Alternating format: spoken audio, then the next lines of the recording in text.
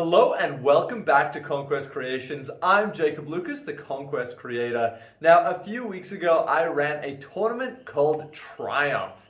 This was the second time I've run this tournament, and this time it was a one-day, 500 points, 4-round tournament.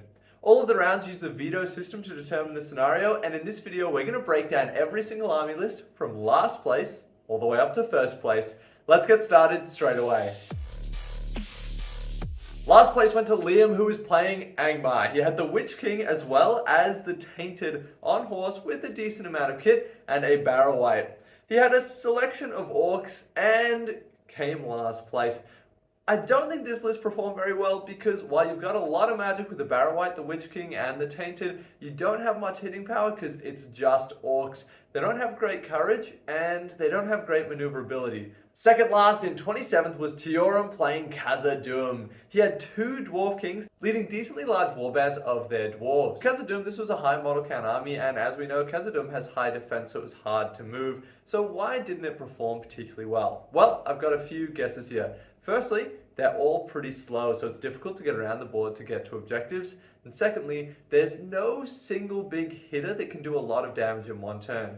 Dwarf Kings are pretty good, but without strike, any large hero is going to be able to have free run of Tioram's army and be able to take down those heroes easily. In 26th place, we have Lothlorien played by Kit. He's got Celeborn with heavy armor, shield, and elven sword, the way to play Celeborn, and Haldia as his two heroes. And then they've just got moderate-sized warbands of Galadrim elves and one Wood Elf Sentinel. Now this is a decent list, but I do believe this was Kit's first tournament, probably contributing to coming 26th place. It was a great looking army with a nice display board on some old GW hills. This is an army with a lot of potential, but it is relatively tricky to get the use on that Sentinel right, and Celeborn's not as easy to use as other heroes. 25th place was Brodie, who had Elrond leading some Rivendell Knights and Guldur and Glorian leading some Noldoran Exiles. These are Wood Elves that can be taken in the Rivendell list that have an 8-inch move. Now, by all accounts, this could be a decent list. Rivendell Knights are great, Elrond's great, and Gildor's pretty cool, but those Wood Elves having Defense 3 really lets them down, and because Brodie had low model count, I don't think he had enough models to support them or around them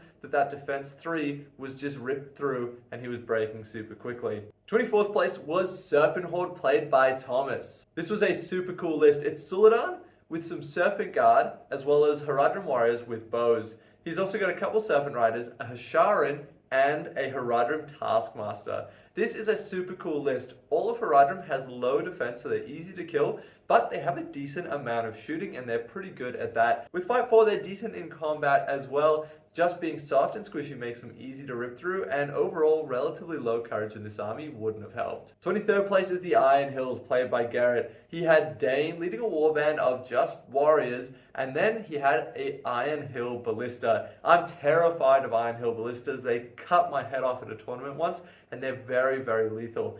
But interestingly, there's a lot of scenarios where they don't actually come up that much and they're not that helpful. They really depend on the board to, eliminate some really good players. But if you don't have that right situation for them, they don't particularly contribute a lot to the army. It makes this Iron Hills army pretty unique and played differently to other ones. Now, Dane is just such a solid hero, but Gerit is lacking a bit of maneuverability here and has very low numbers, so those objectives are hard to capture. 22nd place was Daley playing Numenor and Lothlorien allied together. He had Elendil on horse with shield with a warband of Numenorians and Rumil with some Guard of Galadrim Court and some other warriors. This is a super solid list. Rumil is such a budget character and he's amazing for his points, and Elendil is just a beast. He's also got Fight 6 troops, so it's great. I do believe this was Daley's first tournament of Middle-earth as well. With this army, there's definitely a lot of potential to get better, because Elendil's not an easy unit to get the most value out of, especially if you let his horse die early. Just going to quickly interrupt to tell you about this video's sponsor. It's 4th Age 3D Printing. Not only is 4th Age 3D Printing sponsored this video, he also sponsored the tournament. Behind me here, you can see a bunch of his printed army bundles. And you can get an army bundle that has everything you need to start in it. He's got the Silver Goat Dwarves, which make a perfect alternative for the Iron Hills, and the Snake Army, which makes a perfect alternative for Haradrim, as well as several others. Because of this video, he's giving a 15% discount, which ends up being about $40. He ships internationally, and Australian dollars aren't worth as much as some other currencies, so these are super affordable bundles. By buying them, you give a kickback to Conquest Creations as well, so this is the best way to support the channel. And just get you great models at a great price. 21st place goes to PJ. Now, PJ has featured on the channel in Conquest Champions Season 2. He was playing the Return of the King Legendary Legion, coming in 22nd place with it, which is interesting. It's got a lot of potential, but at 500 points with the King of the Dead and Aragon and 14-point troops, you're running really low on numbers. He had a Rider of the Dead, which was a great inclusion for going in and getting objectives, but I think at the end of the day, he just wouldn't have had the numbers to hold the objectives to win a lot of those scenarios. I did see a hilarious game where he went up against Daley and his Corsairs in Contest of Champions, and Daley straight up just killed Aragon in like 3 turns. Aragon didn't win a fight, and Daley wounded it every time. So I don't think luck was on PJ's side. 20th place was Rivendell, played by David. David's featured on the channel a few times, and in this list, he's got Gilgalad leading a warband of Kingsguard, and then the model that I said was worst in the game, it's a High Elf Stormcaller. Great that David's playing a really cool, unique army. I don't think people use Stormcallers very often, so it's great to see him getting one on the table. Came 20th place. Now, David did win my last one, Battle Hardened, so it's a little bit of a fall from grace for him, but that's what happens when you just play fun tournaments. It's not about performing, it's just about getting there and having a good time with a cool list.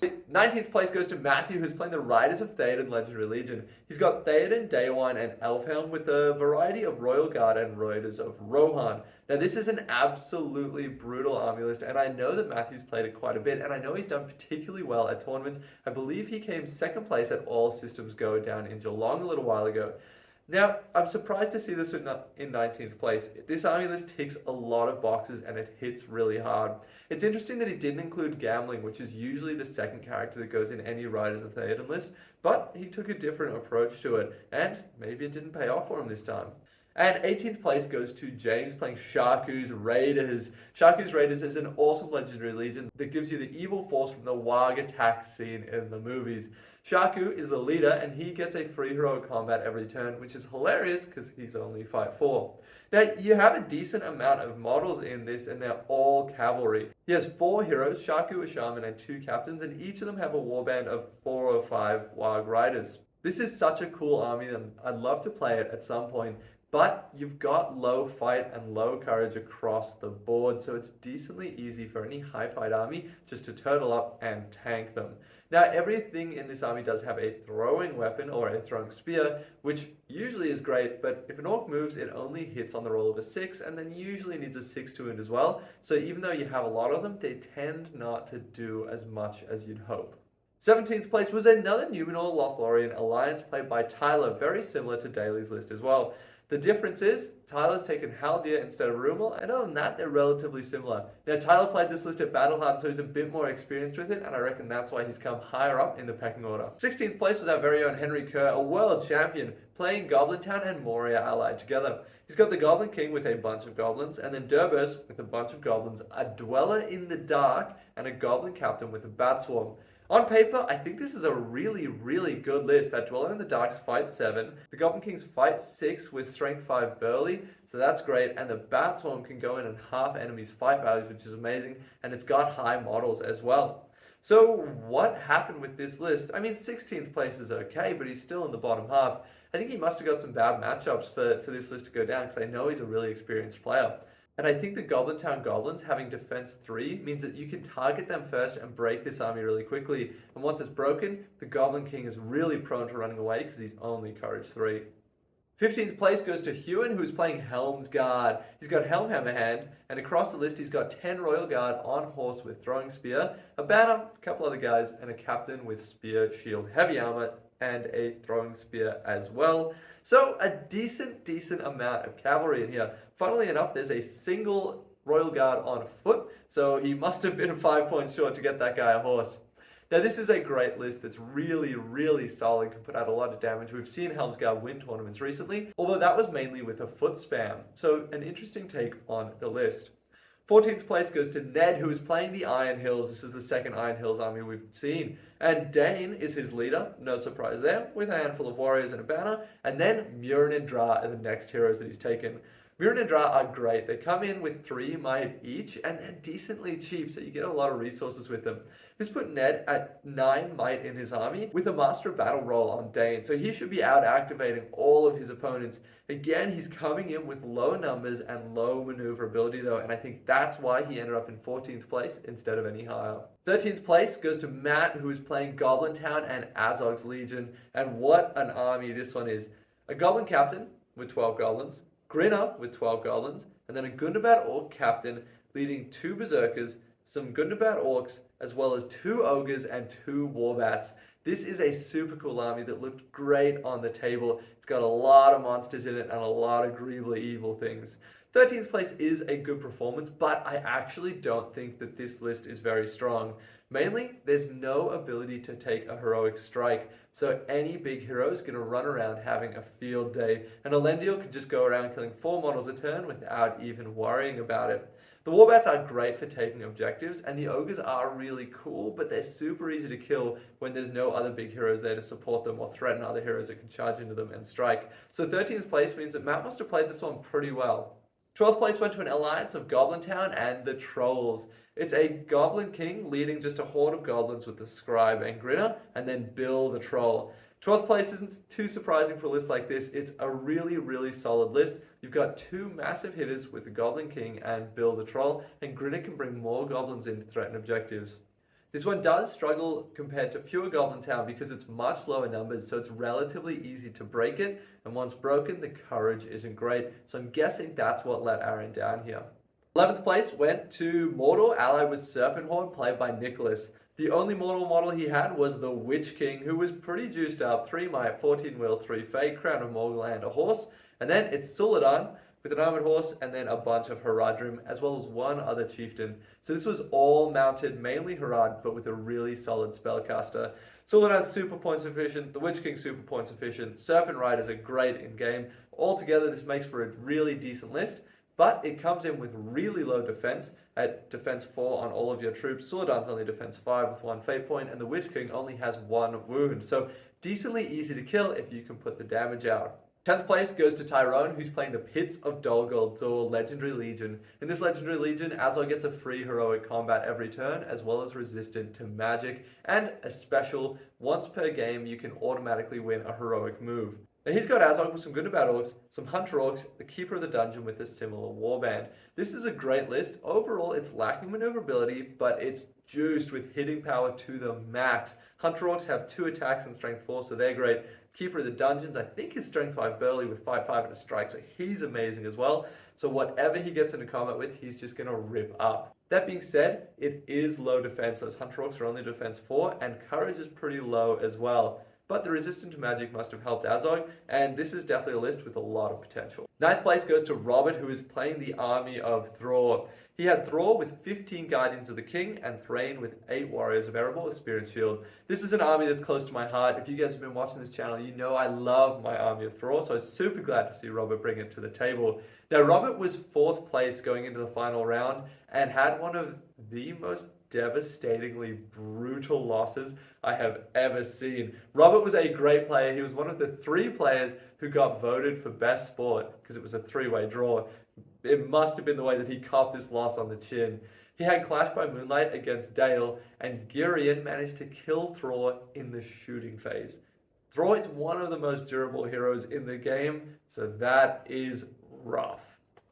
Alright, 8th place went to Marcus. Marcus was taking Rutabi as his leader and Armdor as his next hero. So not leaning into the Dragon Emperor, which I like because it's good to see diversity in all of these lists. And it's just a horde of Easterlings after that. Easterlings have always been solid. They still are. Rutabi's a great hero, Armdor's a great hero, and they're great troops. Not surprising to see it doing decently well here. Now, 7th place went to Danny. Danny was playing Goblin Town, allied with the Fell Beings of Mirkwood. This makes for a really solid list. Danny had the Goblin King with a horde of goblins, as well as Grinner and a Goblin Captain, so no Scribe, which is interesting. I always take the Scribe with Goblin Town because it gives you so much control of objectives, but he's rounded out the list with the Spider Queen and a Bat Swarm.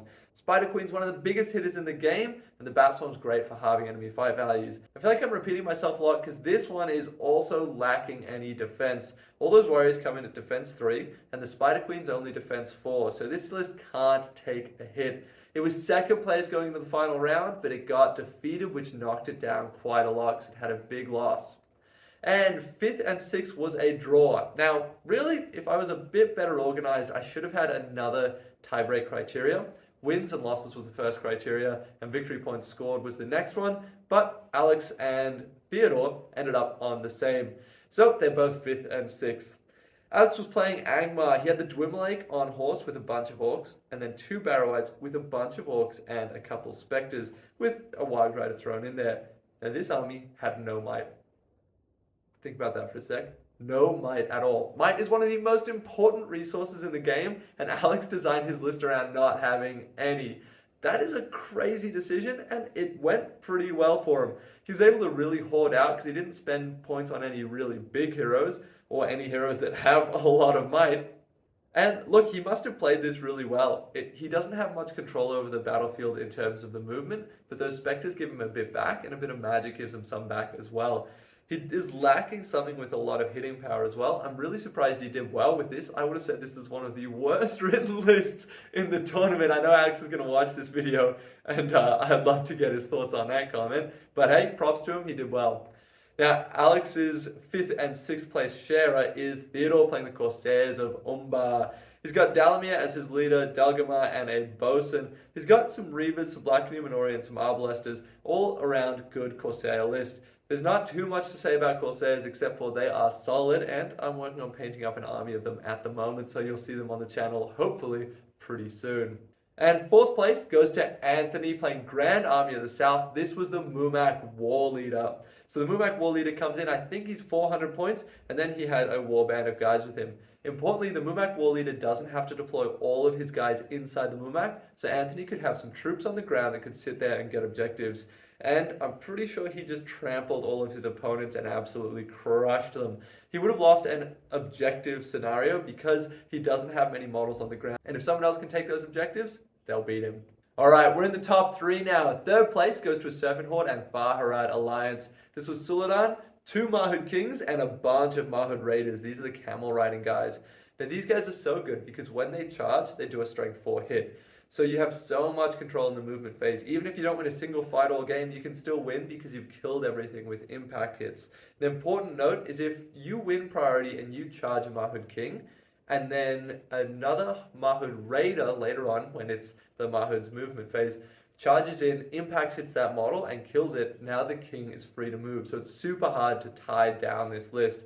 And not surprising to see it come in 3rd place, it did really well. 2nd place goes to Jordy, playing the Easterlings. Jordy from the Two Towers podcast, who you'll see heaps coming up on the channel. And he had his ninjas list. These are the Dragon called Acolytes. So he has the Dragon Emperor with a drummer, so the whole army can move fast, and a bunch of Dragon called Acolytes. These guys have 2 attacks and a throwing weapon, and they get fight 5 if they're close to the Dragon Emperor. So they are insanely good. And then he's got an Easterling captain with a shield, which he says is one of the best captains in the game. I'm not that convinced, but look, they're pretty good. So he's got a lot of experience with this list. He's won a tournament before. He won All Systems Go with it. So not surprised an experienced player can do well with it. And 1st place goes to the big Josh Coleman playing his Dale. This is OG Dale. He doesn't have any of the new units that came out more in the north. He's got Girion with a bunch of Warriors of Dale and 2 captains with Bow with a bunch more Warriors of Dale. This is a Horde army with a lot of shooting power and good troops. Josh has played this list before, and he's won at least one of my other tournaments with it, but I'm sure he's got more tournament wins on his record with this one. It's a super solid list played by one of the most experienced players in Australia, so congratulations to Josh for winning this one. And it goes to show that you don't need to take all the new shiny models to have a good army list. This army has no new models in it, even though Dale got a big update, and it still did super well. Obviously, it did as well as it could. I want to say a big thank you to everyone who was at the tournament. Thank you for coming, and it was great seeing everyone get around the community. There's a few other awards. There was a 3-way draw for best sports between Rob, PJ, and Nicholas, so congratulations to all 3 of them. Best painter overall went to Matt Edwards, and then Jordy and Thomas came 2nd and 3rd. I had a prize for most unique army list, which went to Jordy with his Dragon Cult Acolyte army, and best theme went to David, who had written a song about his army. Massive thank you to 4th Age 3D Printing for sponsoring this event, and thank you for watching. I'll see you in the next one.